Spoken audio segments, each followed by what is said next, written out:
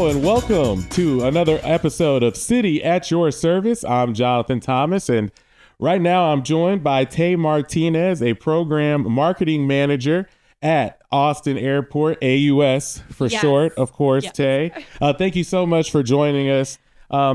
Summer's around the corner, busy time out at the airport. Of course, a lot of people are going to be traveling. People know there's a lot of changes happening over there at the airport. So let's break down kind of what the passenger experience is going to be like for so many of the folks traveling here this summer and beyond. Yeah. So the passenger experience is a little bit hectic right now.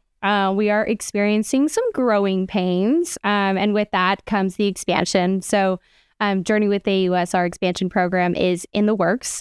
So when you arrive to the airport currently, you might hear and see those projects currently, being worked on.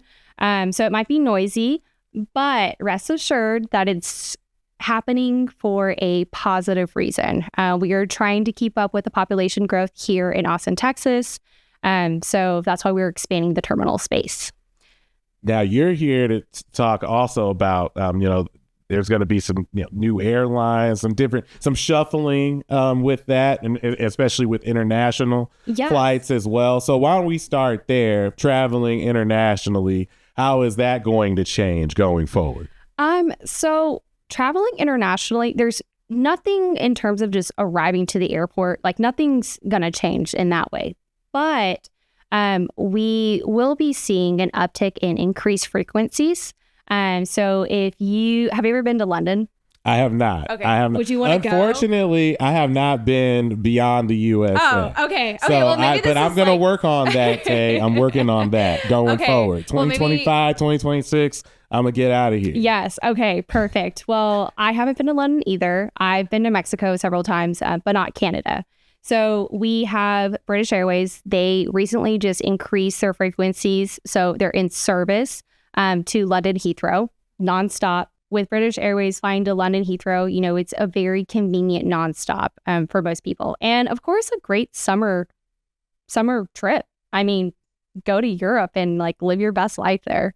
And then we have Air Canada with Vancouver. So they're actually increasing their service to Vancouver as well. So I know a lot of people might not know what to do in Canada, but it's actually very much like the Austin environment.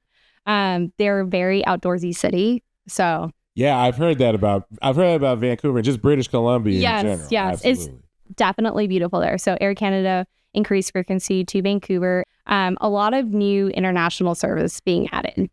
And with that, what's kind of the background around that? Is it just strictly due to the expansion of the airport? Figure, why don't we try to add some more international flights? Has there been an increase in demand? What went into that change? Yeah, and so we always get this question on social media. Why can't we get non-stop flights to Paris? Why can't we get more nonstops to Latin America? It's not the airport that is deciding those nonstops. It's the airlines. And it's all based off of a business justification. So we really tried to rally in the airlines and their services. And, we tried to increase, that connection for Central Texas. But sometimes it's out of our control. It's the airlines that's doing the research and seeing what either business or the leisure population is kind of looking forward to. So it's really just the airlines, announcing that and really coming up with that strategy. And then we're the ones that are like, hey, we got this new flight to Panama City, Panama with Copa. Now, of course, as well, what is the, process in terms that of, at least in terms of with the international flights, with the expansion, in terms of, timing, number of flights, what does that look like? As far as you know. So, as I think Kimmy mentioned maybe in her podcast series or podcast episode, she mentioned there will be a new concourse. So with this new concourse comes more gates. And with more gates comes new service and, the airlines coming and leasing out those gates. So hopefully we'll see a bunch more nonstops. nonstop services to a bunch more destinations. So with that being said, it is going to take a little bit, but we do see an increase in interest in coming to AUS and providing that air service that our passengers in Central Texas wants. So we definitely do see an increase. All right. Well, now let's get into some fun here. Obviously with the expansion of the airport, we might see some different, more and different restaurants, Yes. Places to, get a drink or whatnot. Yes. So, just break down kind of the concessions, the new concessions that are going to be so I taken over. We actually are in the process. We will start the process this coming fall. And, as a city-owned organization, I don't want to get too much into the weeds, but as you know, we all have to bid, the companies, the businesses have to bid on that space. But what I do know is that we pride ourselves, AUS prides ourselves on being the first airport to pioneer the local concept within the airport. So let's just say we have Salt Lick Barbecue, Hut's Hamburgers, Amy's Ice Creams. Those are all local brands here at Austin. And we started that here at our airport. So let's just say Denver. They have a couple local spots, but they copied us because we were the first. So we pride ourselves on being the pioneered local concept here. And we still pride ourselves on doing that. And we want to do that with this new concourse coming. So we work with our concessionaires on creating, replicas on those local brands to bring them to the new concourse. We're also looking at maybe some national brands, McDonald's, Chick-fil-A, but we really want to keep it close to home and make sure that we're authentically Austin. Break down what when it comes to the local, establishments, just kind of break that down. What is it is it people from a specific restaurant who get staffed here, or what's, what goes into that? How do they operate as far as? Yeah, that's a great question because we get this all the time on social media. So let's just say, for example, Salt Lick. It's not the Salt Lick in Driftwood. Unfortunately, it's not the same in terms of the teams and the chefs, but we do pride ourselves on having the chefs from Salt Lick, from the Driftwood location, come to the airport and make sure that the quality is there in the barbecue. A quality check, making sure that it's served right, served proportionally right, the flavors are good. So again, we pride ourselves on being local, so we want to bring that concept to the terminal, especially the new terminal, but we also want to make sure that those brands are representing the street side locations as well.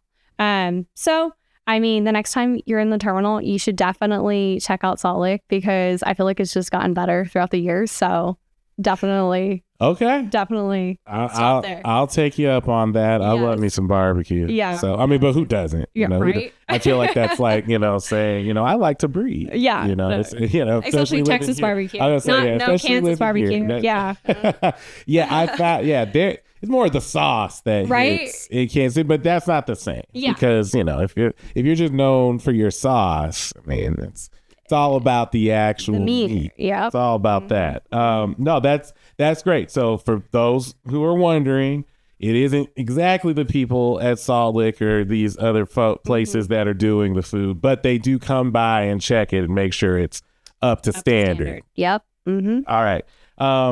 We got a few minutes left here. Just what else, Tae, do you think people need to know as far as just whether it's experience or exact details? What else can you share that folks need to know as they head out to the airport? Because a lot of them will be. Yes, and that's a really great question. As you can see, my smile on my face because this call to action is definitely something that we try to over communicate to the public. Just get to the airport early. Don't assume anything. Don't assume, you're going to wake up and just go straight through the security line because that's not the case anymore. That's old Austin. We are now in the new Austin. So we really try to recommend for domestic flights, if people are taking domestic flights, 2.5 hours early to the terminal. And for any international travel, 3 hours early. We really, really try to message that because first off, we want you to enjoy a great travel experience. We want you to make your flight. And then second, we want you to enjoy the terminal. We have 8 live music stages with local musicians performing almost every single day. We also have a great food selection, what we just talked about, as well as a great shopping collection. Getting there early and experiencing the terminal is what we really want you to do. But we also just want you to be kind and pack your patience. We really want everyone to be able to enjoy AUS. And I say this kind of, I'm a little biased because I work there, but it is a great terminal to really just hang out and like lounge before your flight. I always like to say the destination before the destination. Yeah, absolutely. And it is, but you're right. I mean, if this line does go a little faster than you thought, or if there aren't as many people as you thought there, it's not a bad thing to just be there, even if it is 2 hours before your flight. Grab a beer. Yeah. Grab some barbecue, maybe grab some ice cream and just relax. Yeah. I mean, that pre-vacation beer or drink or meal hits pretty hard. That pre-flight. Yes. We all know the vacation starts when you're on the way to the airport. Yep. That's awesome. Now, we're going to be putting up some more some information where people can find more information as well on the screen here. So where can people learn more about everything that's going on at AUS and, and just any information in general? Yeah. So you could actually subscribe to our Stay in Tune newsletter that goes out monthly. It's not spammy at all. It actually has a great roundup of all of our new air service, as well as our construction updates, news to travelers, anything that you have looking forward to that might impact travelers, construction updates. And then we have a variety of stories about all of our new concessionaires that might be popping up, new menu items, stuff like that. So stay in tune, definitely subscribe, as well as all of our social media channels, which you can see on the screen here. All of our handles. X is the account where we post most frequently. So definitely follow us on X. That's a great resource, especially if you're a avid traveler. All right. Well, thank you so much. That was all great information there. Really appreciate you joining us here. That has been Tae Martinez, and I'm Jonathan Thomas, and this has been another edition of City at Your Service.